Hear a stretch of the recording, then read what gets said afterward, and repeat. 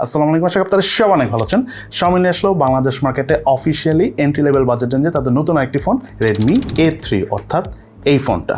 আজকের ভিডিওতে এই ফোনটা ইউজ করতে যে আমাদের বেশ কিছু বিষয় রয়েছে যেগুলো একেবারেই ভালো লাগে নাই, আপনাদেরও ভালো লাগবে না। তার পাশাপাশি আবার বেশ কিছু বিষয় রয়েছে যেগুলো ওভারঅল যে কারো কাছেই ভালো লাগবে। সো এই সব কিছু নিয়ে আজকের ভিডিওতে আমরা ইন ডিটেলসে আলোচনা করবো। সো চলুন তাহলে দেরি না করে শুরু করা যাক।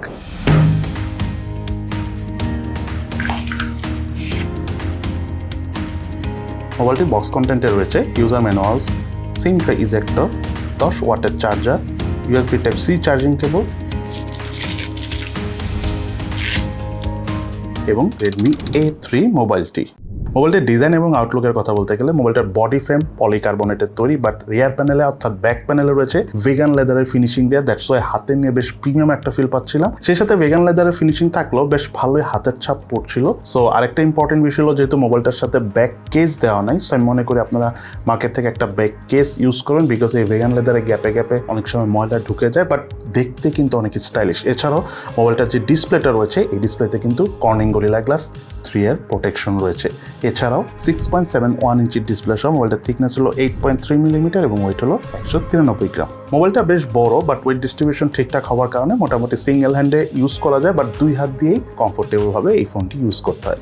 এছাড়া বাটন এবং কোর্সের কথা বলতে গেলে মোবাইলের রাইট সাইডে রয়েছিল ভলিউম রকার এবং পাওয়ার বাটন, এবং এই পাওয়ার বাটনটি সাইড মাউন্টেড ফিঙ্গারপ্রিন্ট স্ক্যানার হিসেবে কাজ করে, এবং এই ফিঙ্গারপ্রিন্ট স্ক্যানারটি টাচ করার সাথে সাথেই আনলক ছিল। যদিও সামটাইমস আমরা কিছুটা ডিলে দেখা পেয়েছি, বাট সেটা বাজেট বিবেচনা ফোন হিসেবে ঠিকঠাকই আছে। সেই সাথে মোবাইলটা লেফট সাইডে রয়েছিল সিম কার্ডে, তাদের দুটো সিম কার্ড ইউজ করার পাশাপাশি রয়েছে এক্সটার্নাল মেমোরি কার্ড ইউজ করার সুবিধা, এবং এই মোবাইলে এক্সটার্নাল মেমোরি কার্ড হিসেবে হাইয়েস্ট আপনি 2 টেরাবাইটের SD কার্ড ইউজ করতে পারবেন। তার পাশাপাশি মোবাইলটির উপরের দিকে রয়েছিল মেইন স্পিকার এবং হেডফোন জ্যাকের পোর্ট, এবং মোবাইলটির নিচের অংশে রয়েছিল মাইক এবং USB Type-C charging port.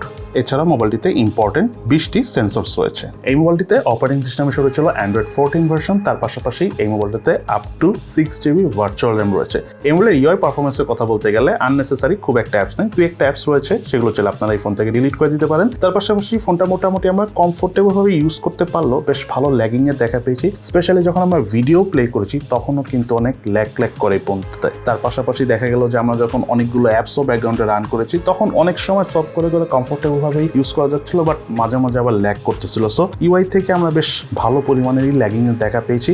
In fact আমার হাতে থাকা এই ফোনটা কিন্তু 6GB র্যামের ফোন, তারপরও আমরা বেশ ভালো ল্যাগিংয়ের দেখা পেয়েছি।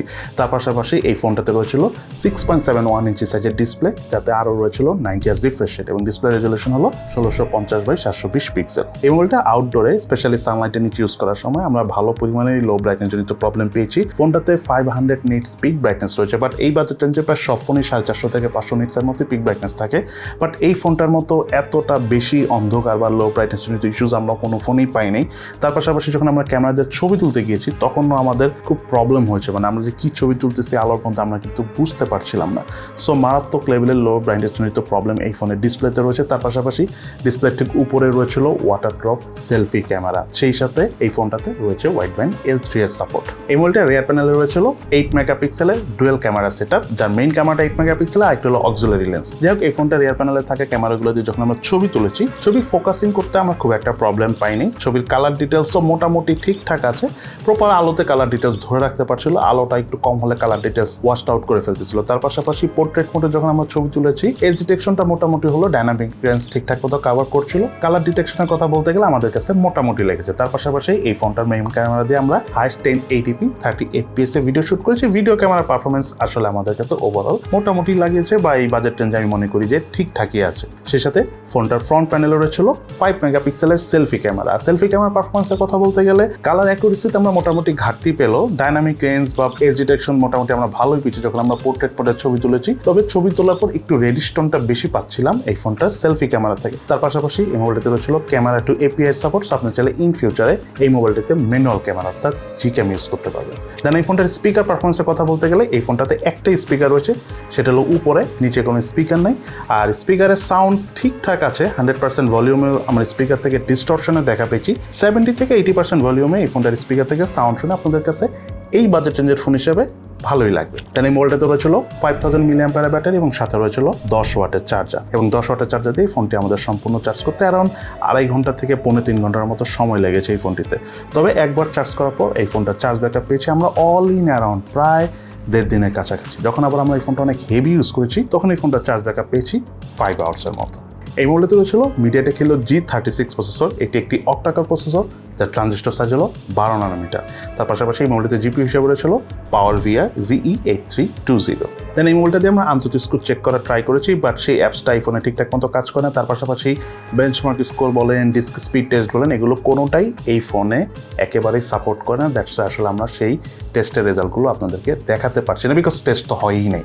যাই হোক, এই ফোনটা দিয়ে আমরা গেমিং করেছি, পাবজি গেমসটা খেলা যায় মোটামুটি একদম নিম্নমানের গ্রাফিক সেটিং। এই ফোনটাতে আমরা পাবজি গেমসটা প্লে করেছি, বাট স্টিল অনেক ল্যাগের দেখা পেয়েছি। এটা খুব স্বাভাবিক, বিকজ এই প্রসেসরে এই ফোনে আসলে গেম খেলার কথা না, তারপর আমরা ট্রাই করে দেখলাম আর কি। তার পাশাপাশি এই ফোনটাতে আমরা F1 গেমসটা খেলার চেষ্টা করেছি, বাট F1 গেমস এই ফোনে সাপোর্ট করে না। এই ফুটবল খেলা ট্রাই করেছি, এই ফুটবলও এই ফোনে সাপোর্ট করে না। সো আর কিছু বলার নাই। দেন আমরা এই ফোনটাতে সাবওয়ে সার্ফার খেলেছি, সেটা মোটামুটি খেলা যায়, হালকা পাতলা ল্যাগ করে। চিন্তা করেন সাবওয়ে সার্ফারও কিন্তু এই ফোনে ল্যাগ করে। যাই হোক, গেমিং টাইম খুব একটা করা না গেলেও এই ফোনটা বাংলাদেশ মার্কেটে অফিসিয়ালি দুটো ভেরিয়েন্টে পাওয়া যাচ্ছে এই মুহূর্তে। একটা হলো 4GB RAM 64GB storage variant, একটা হলো 6GB RAM 128GB storage variant. এবং এই দুটো ভেরিয়েন্টের র্যামের টাইপ হলো LPDDR4H, স্টোরেজ টাইপ হলো eMMC 5.1। এবং প্রাইসের কথা বলতে গেলে 4GB র্যাম 64GB স্টোরেজ ভ্যারিয়েন্টের প্রাইস হলো 12,499 টাকা, আর 6GB র্যাম 128GB স্টোরেজ ভ্যারিয়েন্টের প্রাইস হলো 13,999 টাকা।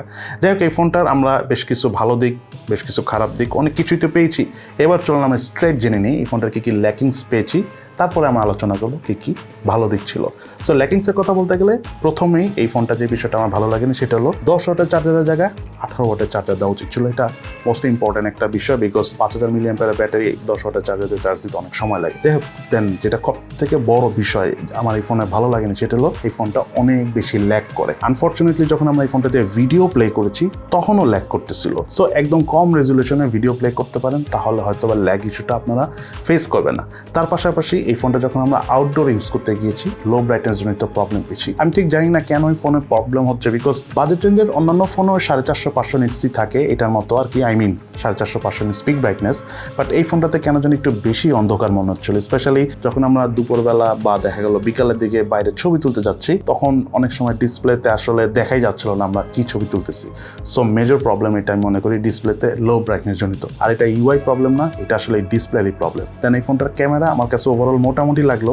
গেমিংয়ের ক্ষেত্রে বিশাল একটা বিষয় হলো এই ফোনে F1 গেমস যেমন সাপোর্ট করে না, তার পাশাপাশি ফুটবলও সাপোর্ট করে না। ঠিক তেমন এই ফোনটাতে আমরা বেঞ্চমার্কও ডাউনলোড করতে পারিনি, বিকজ সেই অ্যাপসও সাপোর্ট করে না, ডিস্ক স্পিড টেস্টও সাপোর্ট করে না। তার পাশাপাশি আন্তর্জাতিক স্কোর চেক করতে গিয়ে যে ফোনে কয়েকবার ট্রাই করেছি, 50% হয়, 60% হয়, দেন ফোন হ্যাং করে, অ্যাপস বন্ধ হয়ে যায়। সো অনেক কিছুই অ্যাকচুয়ালি এই ফোনে সাপোর্ট করে না। তো এই জিনিসটা আসলে আমার কাছে দুঃখজনক লেগেছে। যাই হোক, এত কিছু পরও যদি এই ফোনটার প্রাইস 8,000 টাকা থেকে 9,000 টাকা হতো তাহলে বেস্ট ডিল হতো। এটা আসলে কোনোভাবেই 14,000 টাকার ফোন না, এটা অ্যাকচুয়ালি অনেক বেশি ওভার প্রাইসড হয়ে গিয়েছে। তবে এই ফোনটা যদি আমি বেস্ট সাইডের কথা বলি, নাম্বার 1 যে বিষয়টা সবচেয়ে বেশি ভালো লেগেছে সেটা হলো এই ফোনটা ব্যাক প্যানেল ভেগান লেদারে ফিনিশিং রয়েছে। সত্যি কথা বলতে 13-14,000 টাকা বাজেটে দেখতে এরকম সুন্দর ফোন খুব একটা নাই মার্কেটে, আর অফিসিয়ালি কথা চিন্তা করলে তো নাই বলা চলে। তার পাশাপাশি এই ফোনের আরেকটা ভালো দিক হলো ফোনটার ডিসপ্লে যদিও ভালো না, বাট ডিসপ্লেতে গরিলা গ্লাস 3 এর প্রোটেকশন রয়েছে। সো যাদের হাত থেকে ফোন পড়ে যায়, যদিও বেশি পড়লে গরিলা গ্লাস প্রোটেকশন থাকলেও কিছু হয় না, মাঝে মাঝে ভেঙে যায়। সো ওভারঅল বলতে পারেন যে একটু টেকসই। তার পাশাপাশি এই ফোনের সব থেকে ভালো দিক হলো এটা Xiaomiর ফোন। যারা Xiaomi ফোন অনেক পছন্দ করেন তারা চাইলে নিতে পারেন। আর সত্যি কথা বলতে আমি খুবই হতাশ, বিকজ অফিসিয়ালি আমরা আশা করতেছিলাম যে একটু ভালো ফোন আসবে। Xiaomi ফোন কিন্তু অন্যান্য দেশে অনেক ভালো ভালো ফোন যায়, কিন্তু বাংলাদেশে কেন যেন অফিসিয়ালি ভালো ফোনগুলো আসে না, আর আসলেও প্রাইস অনেক বেশি। হ্যাভ নো আইডিয়া কেন Xiaomi এই বিষয়গুলো নিয়ে একেবারেই কনসার্ন করতেছে না, নাকি বাংলাদেশে Xiaomi কাউন্ট করতেছে না বাংলাদেশের মানুষকে, বিকজ আনঅফিসিয়ালি অনেক ভালো ভালো ফোন Xiaomiর আমরা পাচ্ছি, বাট অফিসিয়ালি কেন এই ধরনের ফোনগুলো আসতেছে নো আইডিয়া। আমরা চেষ্টা করি সবসময় কিছু বিষয় তুলে ধরার জন্য, যেটা আপনাদেরও কাজে দেয়, কোম্পানিরও কাজে দেয়, সবাই যেন বুঝতে পারে। আই থিঙ্ক Xiaomiর উচিত ভালো ফোন বাংলাদেশে আনা। কোনো এক সময় আমরা Xiaomi ফোন ইউজ করতাম, আমি পার্সোনালি Xiaomiর অনেক বড় ফ্যানও ছিলাম, বাট আনফর্চুনেটলি এই টাইপের ফোনগুলো আসলে Xiaomiর যে ক্যারিয়ার বাংলাদেশ মার্কেটে অফিসিয়ালি মানুষ যেভাবে চিনতো জানতো, এই ধরনের ফোন যদি আর 4-5টা বের হয়, আই থিঙ্ক Xiaomiর ক্যারিয়ার ফল ড্রপ করবে, Xiaomi তাদের লিগাসি হারায় ফেলবে।